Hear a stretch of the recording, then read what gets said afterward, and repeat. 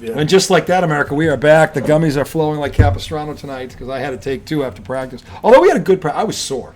We had a great practice tonight. I took 2. I had to. Not the big one, little ones. I haven't noticed it. When did you take them? Probably about 10 minutes before you got here. Okay, so they might not even have kicked in. They haven't kicked in yet, but they're starting to. We had practice tonight. We have our first summer league game on Thursday, so we got another practice. 2 hours. I'm like a kid in a candy store. What when you're a coach, what you can do in 2 hours? It was amazing. We got in 3 press breakers, added a man-to-man offense, did a dribbling drill, did a foul shooting drill, and scrimmaged, and got all that. It was just awesome, and we did that with 8 kids, and it was great. And as we're speaking to you, the Red Sox have won confirmed final 3-1. Giolito, how do you say his name? Giolito got the win. A hell of an effort. That's 2 in a row by him. He's been stellar. Tonight they actually didn't blow it for him. And the Mets are in extra innings. 4-4. They just got out of the top of the 10th, giving up no runs. It's 4-4 going into the bottom of the 10th. We will keep you updated on that as we're going on here. So segment 2, IDD, the redoubtable one, back in his familiar perch, the highly questionable one. It is segment 2, NBA Finals, Game 3 preview tomorrow night. It is 1-1. Tommy was not here for the preview, but Lawton said 5, and I said I thought the Pacers would get at least 2, possibly 3, and they went bang, they get Game 1. Now OKC did what I think we all thought they were going to do, and that was respond because they've been they haven't lost. I think they're 12-2 after a loss this year, so they don't generally lose back to back. Okay, and they didn't have to lose Game 1. No, but Indy's sneaky, man. If you let them hang around, you've got to kill them, as the Knicks will tell you. You've got to kill them. It's almost like you don't really kill them. You just have to continue to do what you're doing until the clock is at zeros. They've done it in 3 series. Yeah. If you take your foot, if you think, oh, we're good, no. They don't stop coming. Right. They just don't. And that's a credit to their coach. That's a credit to their attitude. The team, they're 11 deep. And I don't think anyone thinks this is over. It's crazy. It's not. But I will say this, and we said this out the air, this is a statistical fact, historically speaking. In a 1-1 series in the NBA Finals, the team that wins Game 3 wins 80% of the time. Yeah. I'm interested to see if OKC shows some guts here and handles business in Game 3, because the way they lost Game 1, I think, had everybody go, oh, damn, are they for real? And if they're for real, Indy is not it's not an easy environment to play in. No. That place is nuts. No. And if they get hot, they get rolling, that crowd it's like OKC. Right. Their fans are nuts like that too. If Indy gets going, that crowd all of a sudden, that's not a place you want to be behind. This is where Shea could really kind of put his stamp and say, yeah, I'm the one. Well, he's had 72 points in 2 games. He's averaging 36, so he's been playing. Yeah. The thing is, he can score 36 and they can lose because Indy just keeps coming. Yeah. Now, I guess it's their defense then. I would say, and I was going to ask you what you thought about, because here's the one thing that, and there's no way getting around this. Oklahoma City has been leading for 95% of this series. Like, honestly, the one lead. Right. Indy led in the first quarter for about 4 minutes in Game 2. Mm-hmm. In Game 1, they didn't lead at all until 0.3 seconds left. So they have dominated the first 2 games of the series. Now, it was at home, and Indy's a different team in Indy. So it's not a must-win for OKC. I don't think so. But I think it is for Indy. But if they want to take control of the series, start right here, because giving Indy momentum is the mistake that every team has made in every round of the goddamn playoffs. Yeah. And Haliburton has yet to play a great game. In the first 2 games, he did what he had to do in the fourth quarter in Game 1. In Game 2, he had a good fourth quarter, but the game was out of reach, really. Yeah. So they never really got under 10. They kept getting between 11 and 13, 11 and 13. They never really got under 10, where they could put any real heat on OKC. So, the question is, because Haliburton Brian Windhorst, I want to give credit where credit is due, found this stat, last 6 games against when he's played Oklahoma, he only gets up 11 shots a game. So question to you. First question to you is: does he need to be more aggressive early in this game, or does Rick Carlisle have to run an offense to get him? Who's got to push the button here? Is it Carlisle, or does Haliburton say, get out of the way? I'm going to go. What do you think is the better way to approach this? Because look, he's got to shoot. What are you asking? Haliburton in the last 6 games against OKC has only gotten up 11 shots a game. Okay. And they've lost 4 of those 6. So you're asking if Haliburton needs to be aggressive, or if does Carlisle have to help him out here? Meaning set up some quick hitters to get him the ball going to the basket. Because I think that's part of the problem. It's not the only problem, but it's part of it with Haliburton anyway.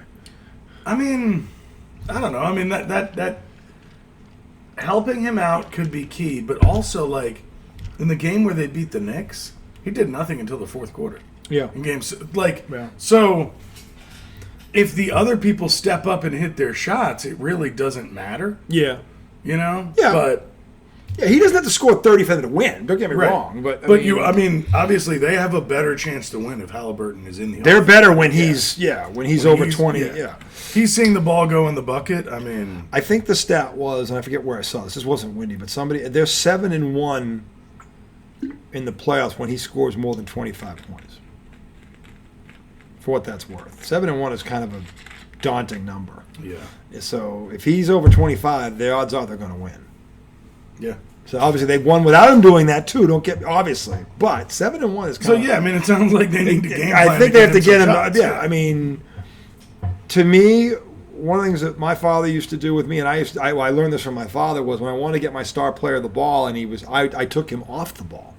And I would set screens away, and whether it was a double pick or I would get him something early and often going to the basket, and I'd always be if it was a guard, it was a big to little. If it was a big man, it was big to little to get a switch, a mismatch, where you get them in a high percentage area against someone that can't guard them. If I'm Rick Carlisle, and he's having a problem getting shots off, that's probably the first thing I would do. Right. Because the one thing about OKC. Sorry, the Mets just won.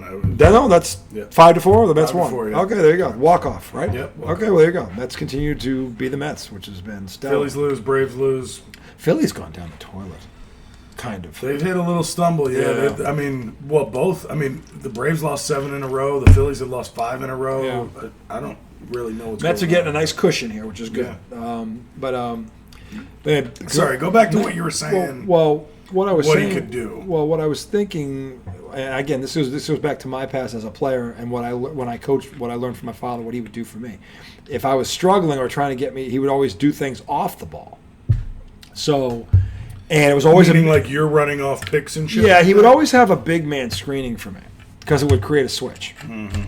If they didn't switch, if they don't switch, they fight through it. Then I'm going to get a layup or a dunk or a 3 or whatever, wherever the screen was. So you're running off a screen towards the basket, or yes, yeah. Okay. Well, either it's towards the basket or outside for a jump shot or whatever it is to get me open. Yeah, just to get me open where I can catch and shoot, or get something where you don't have to create. Because here's the thing, and this is what I hate about Michael Jordan.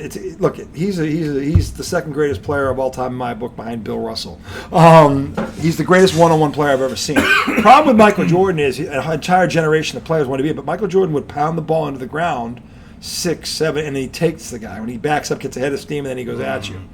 I was never I was able to do that as a player, but I was more about one move, 1 or 2 dribbles max, and then beating the guy quickly.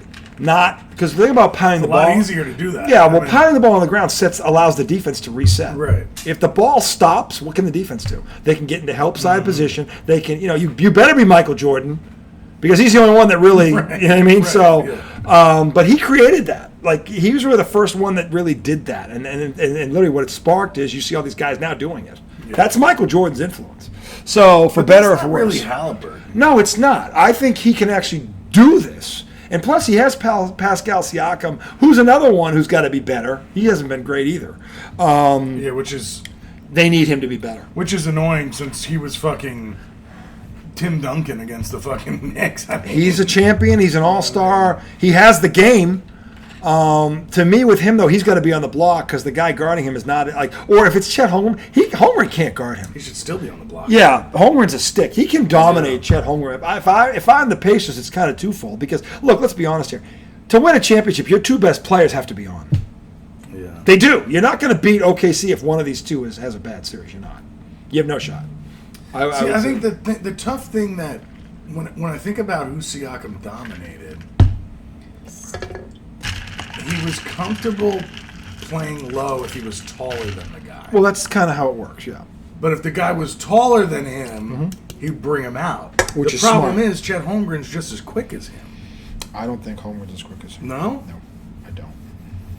Oh, Siakam is a step. Because in my opinion, I think even though Holmgren is taller than him, he should still put him down low because he's bigger. He's bigger than him. He can move Holmgren. You know, like I agree with that. I mean, because he brought Cat outside. Yeah. Because Cat's feet are real slow. Yeah. Yeah. But Holmgren's feet aren't slow like Cat though. But Cat's bigger. I know. Like he can't just post out Cat. Right. But that's what I'm saying. So it was a smart move to bring him out. Yeah. I think if he's trying to bring Chet out, he should rethink that. That makes sense. Because I can see why you say that. Yeah, because he can physically impose his will. Yeah. And the thing is, the game that OKC won, Chet Holmgren wasn't a factor. Did you see what Chet Holmgren did? You told me about it, but Chet Holmgren in Game 2 was a factor from the beginning.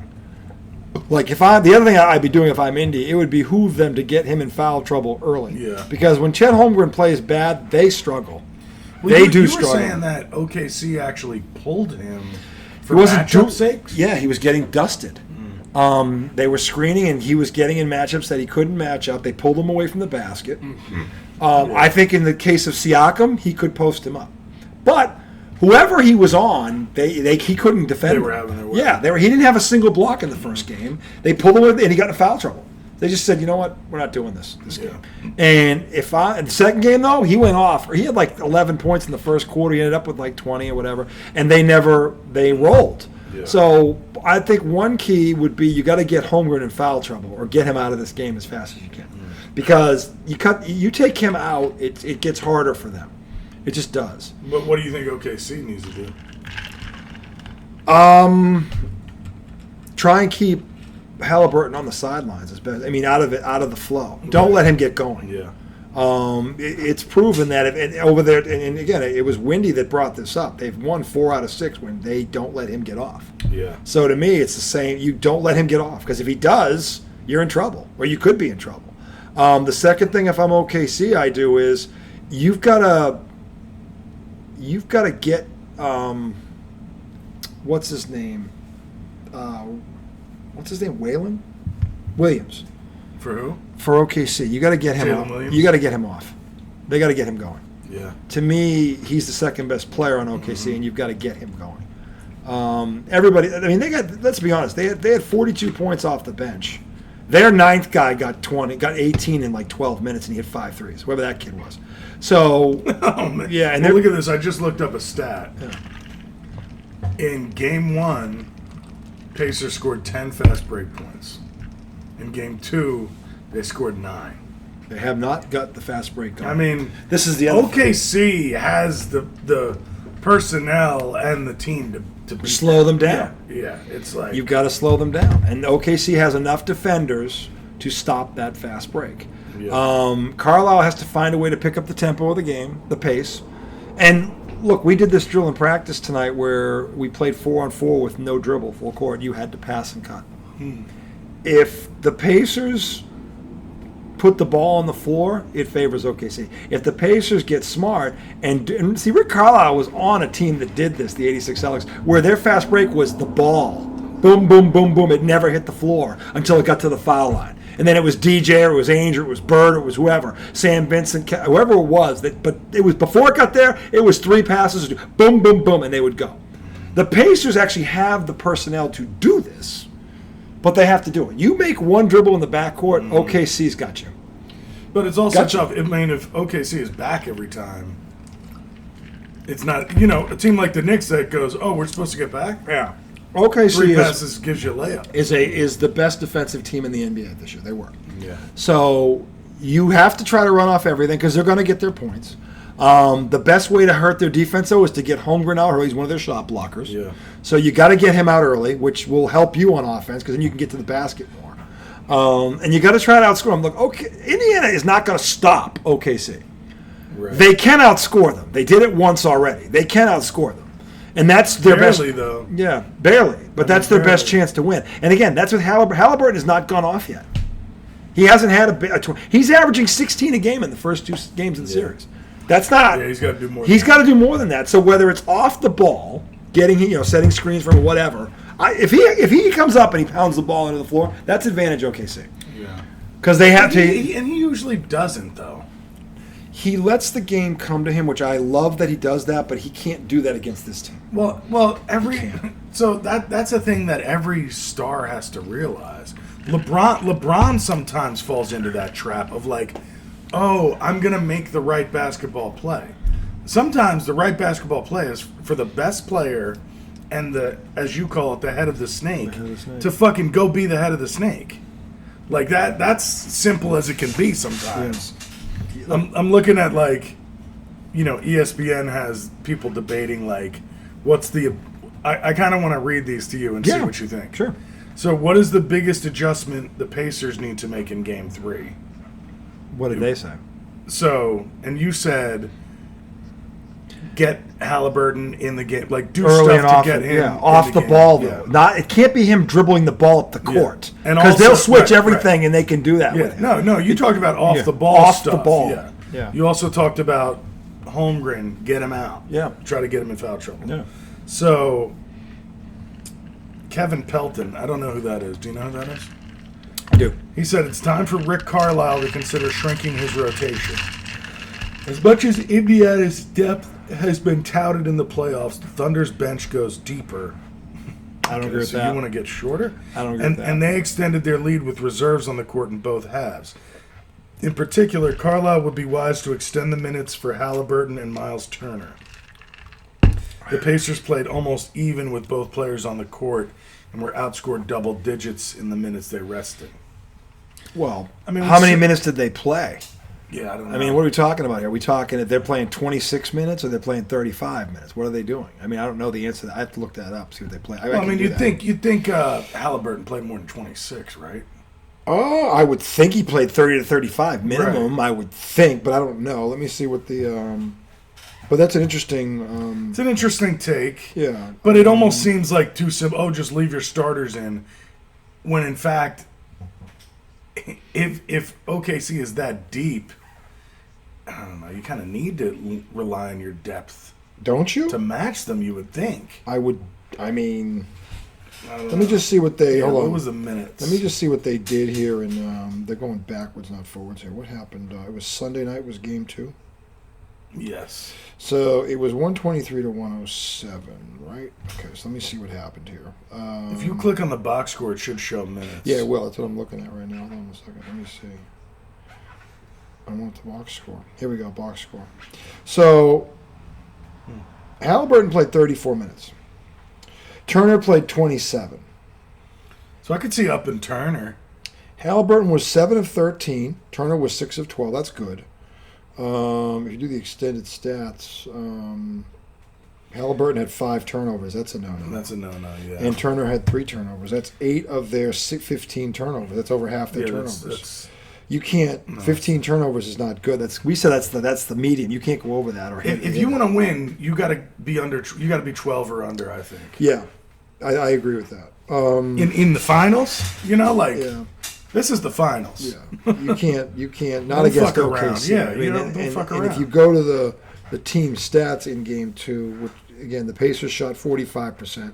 They took 43s. No. The Pacers don't need to do that. No, that's Boston Celtics shit. Yeah. That there tells you a lot. And then you look at the points What'd off. they shoot from 3? 35%. They were 14 of 40. That's just so many missed shots. That's a lot of possessions you can't. They missed 7 foul shots. That's not good. It sounds like the Knicks box score. They got out rebounded by 8. That's not good. And they points off turnovers. They only had 9 fast break points. They got to be around 20. Yeah. You can't do that. So they slowed you down. Yeah, they got to have 9 fast break points in the first half. Yeah, you got to. Yeah, you can't exactly. That's exactly what. Yeah, you can't have a game of Not that. a game. No, I mean, but then you look at the other thing is they had, where was it? I was just looking at this. Where is it? Points off turnovers, 17 points off turnovers.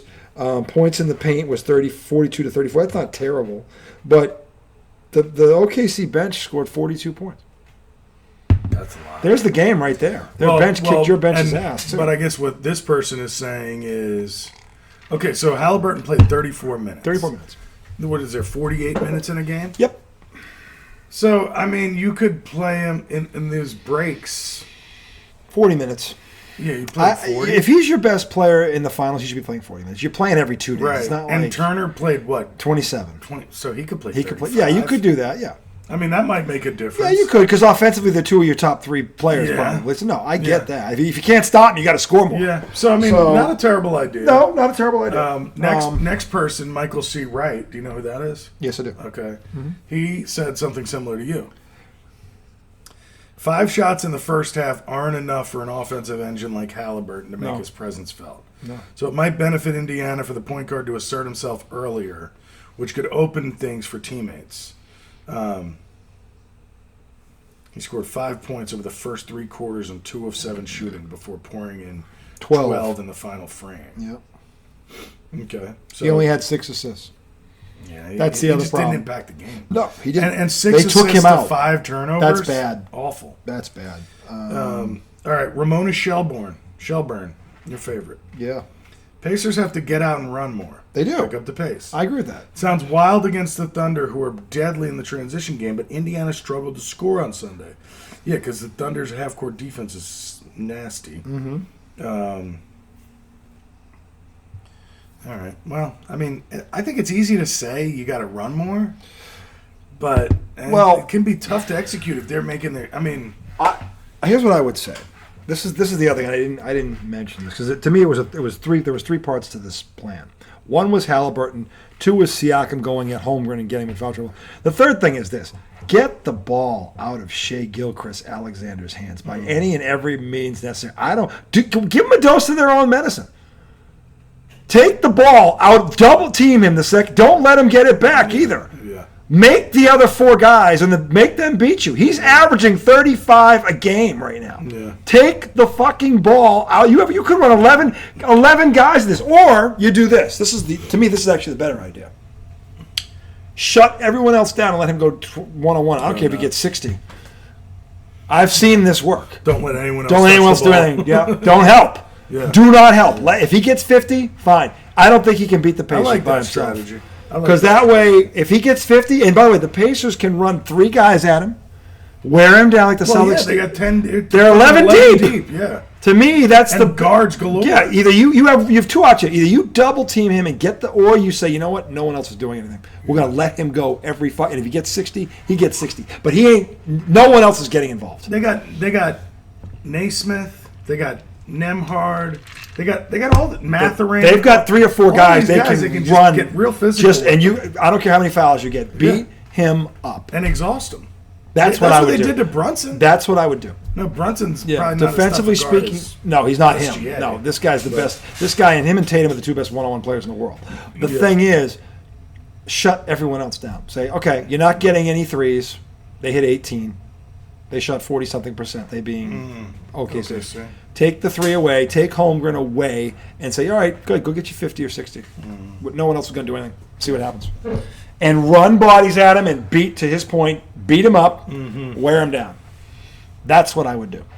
Because chances are when you're at home, they're going to let you play a little bit more. Yeah.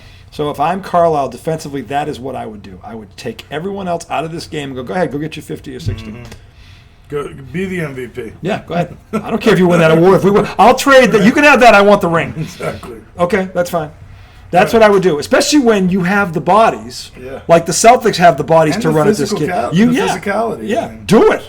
Shut everyone else down. You know what? Their bench ain't going to do shit. 42 points? Fuck you. This guy's going to get 50 before that happens again. I don't care. Yeah. I don't care. I'd rather do that, especially if you have the bodies to run at him, which the Pacers do. That is what I would do, to me. The Thunder are 1-2 in Game 3s this postseason. Time to go 2-2, or Well, I think we both agree if OKC wins this game, they win the series. They got real They definitely, control. Now, if they lose it, Indy doesn't automatically win it. No, but I think they have a shot to win. Yeah, it. then they have a real. They have shot. a legit shot to win. Shot. They go down 2-1. No, it's going to be tough. It's going to be tough. They're not going to beat them. No, they've got to get 80% of the time. The team that wins Game 3 wins this series. I'm certain Rick Carlisle knows that stat. Yeah. So I'd be willing to bet that. Again, I don't know what he's going to do, but Rick Carlisle was on the 86 Celtics and Michael Jordan had 63 points and they lost. Because the Celtics said, you know what, he's going to do this. We're going to stop everybody else. Orlando Warriors was on that team. He averaged 20 points a game. He barely got for the season. He barely touched the ball. And Boston swept them. Of course, Bird had his 40 and 12 and 9, and then in the third game he went 43, and Dennis Johnson locked Michael Jordan up, which I haven't seen too many people ever do. 19 points on his own floor. That's Dennis Johnson. Why do I love him? That's why. How many guys did that to Michael Jordan? One. Yeah. Okay, so, but to me, if you're worried about their bench and their depth, fine. Say, you know what? Don't help. Yeah. We're going to use our bench and beat him up. And if 3 guys foul out, then 3 guys foul out. Yeah. That's what I would. That's to me is their best chance. But you've got to find a way to get Haliburton involved. 16 points a game is not going to get it done. No.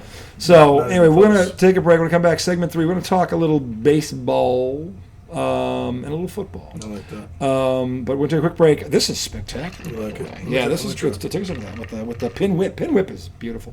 We usually do it with the cream, but that's good. That's pretty tasty. That's nice. Yeah, we'll be back. Segment 3 coming right up.